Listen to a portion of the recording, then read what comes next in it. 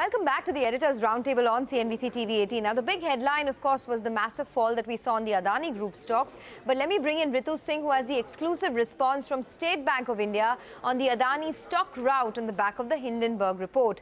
The bank has said that SBI's exposure to Adani Group is well below the large exposure framework of the RBI. Ritu has more on that. Ritu, over to you. Well, that's right, Sonia. SBI, one of the largest lenders to Adani Group, has just told us, and I'm quoting this verbatim from the managing director in charge of corporate accounts at State Bank of India, who I just spoke with, who said, the group exposure of Adani Group is well within the large exposure framework limits, which is 25% of the bank's Tier 1 capital.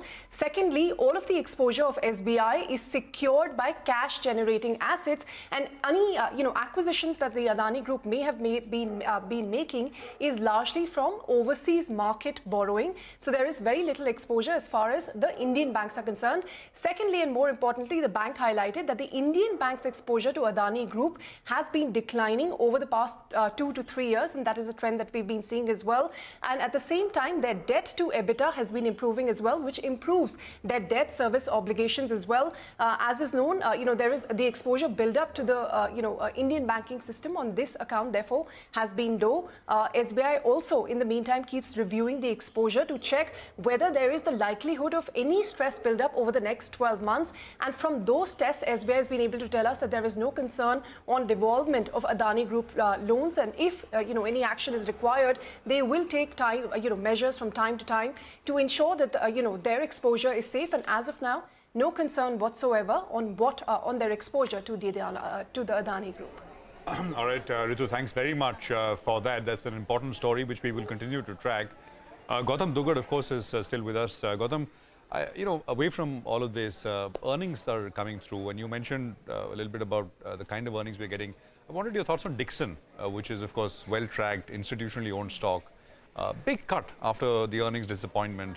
A view on the stock, and what do these earnings tell us about, the overall sort of optimism about manufacturing in India, because that was the poster boy, right? Yeah, so see, Dixon we don't cover yet. I've seen the earnings. I think they've lowered the guidance. I think the market reacted more to that, because I remember at the beginning of the year, their guidance was 18,000 crores of revenue. And then it was brought down to 14,500. And I think now it is somewhere about 12,500. Particularly the mobile and consumer electronics segment is where they've seen a lot of downside. And obviously stocks we've seen across sectors, wherever the PEs are high and growth is not coming through, they're getting punished. So this was one more addition to that list. That aside, if you check through the other consumption results also, I think barring Hindustan Lever and some of the auto sector companies which have posted good set of numbers, almost every single consumer company, especially on staples as well as on discretionary, whoever has posted the result, they have disappointed on demand. Companies are reporting single-digit top-line growth for 4, 5 quarters consecutive basis. We've seen earnings cut of 10, 12%. Big names which have seen earnings decline for 4, 5 quarters in a row.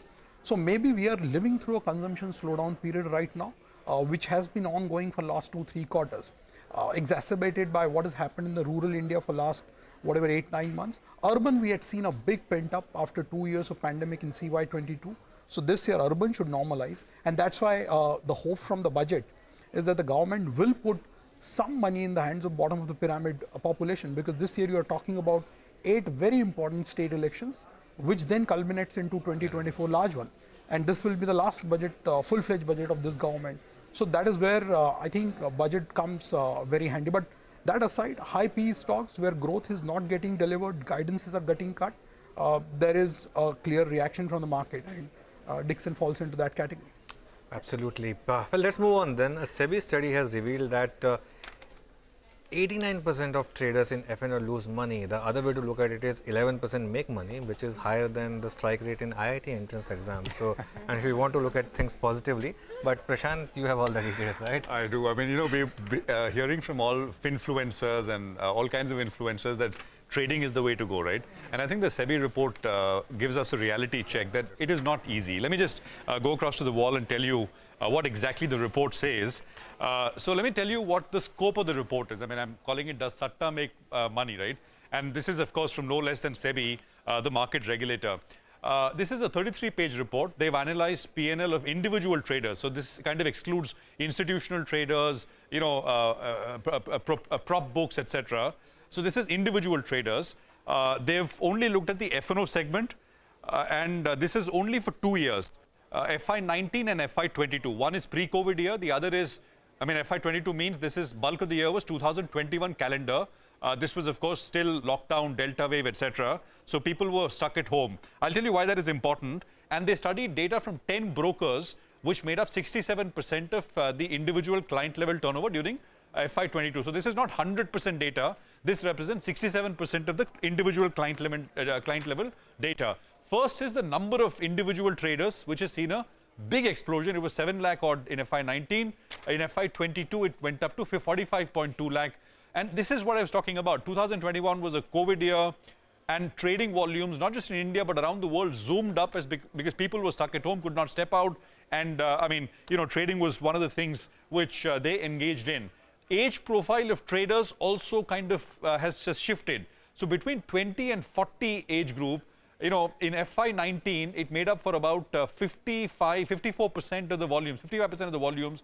That's moved up to almost 75% of the volumes in FY22, right? Naturally, I mean, people who were going out to offices, they were stuck at home, and they also engaged in a fair bit of trading. Now we come to the statistic, which is basically the headline of this piece.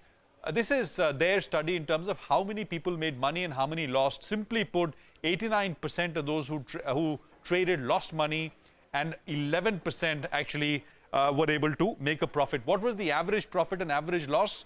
The average loss was 1.1 lakh, and the average profit was about 1.5 odd lakhs as well. Just a stunning statistics. The study says the average loss of a loss maker was over 15 times the average profit of a profit maker. I mean, I thought that was kind of interesting to put out. What is the sort of trading activity in options versus futures? The next graphic will tell you 98% of the volume is now options. Futures 11%. It's not very different from FY19. But if you go back 10 years, I mean, you go back to 2007, 2008, you know, it used to be reverse. 11% options, 90% futures. That's completely flipped. But of course, that's a slightly longer time period we're looking at. Transaction costs, I mean, something which people don't consider. And the SEBI studies says traders paid, you know, loss makers paid 23% of their net trading loss in transaction costs, and the similar numbers out there on the profit-making side as well. So these are substantial transaction costs. I just want to end with a couple of points, which I think should be pretty obvious looking at the SEBI study.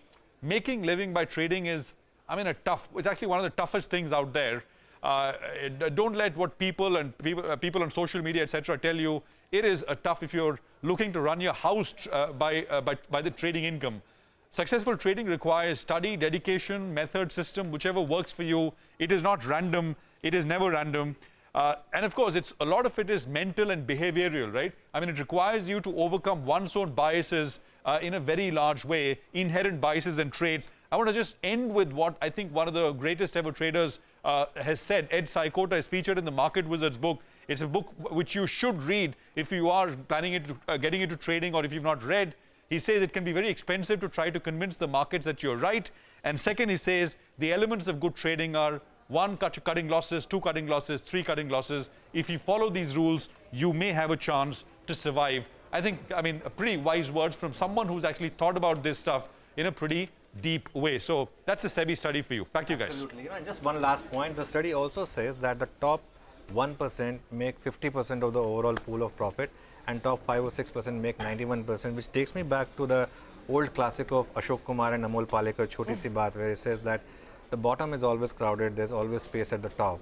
Of course, only 1% managed to reach the top, but if you do reach the top, then a lot of money is to be made there as well. And you know who's making all these monies, by the way?